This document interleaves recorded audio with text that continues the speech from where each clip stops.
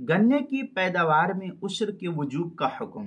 चुनांचे जिस खेत में गन्ने की बाकायदा खेती की जाए तो कुल पैदावार पर उश्र का वजूब होगा।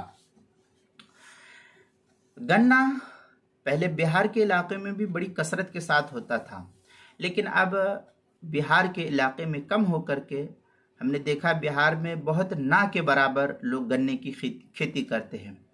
अब अक्सर और ज़्यादातर जो है ये खेती यूपी वगैरह के अंदर कसरत के साथ होती है और यहाँ के लोग जो है ज़्यादातर गन्ने की खेती करते हैं। जैसे हम देवबंद में, दारुल उलूम देवबंद में पढ़ते थे तो वहाँ उस इलाके, देवबंद के इलाके और अतराफ में जो है बहुत ज़्यादा गन्ने की खेती होती है। बहरहाल कहीं भी हो, ये मैंने एक अपनी बात बतलाई कि मैंने देखा ऐसा। बहरहाल गन्ने की खेती कहीं पर भी हो तो कुल पैदावार में ये उश्र का वजूब होगा।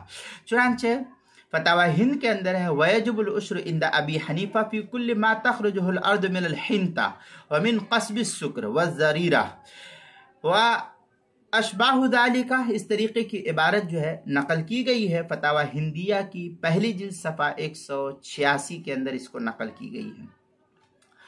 मुहित बुरहानिया में है वह अम्मा क़स्बु शुक्र व क़स्बु ज़रीरा फ़फ़ीहिमा अल उश्र लिअन्नल अराज़ी।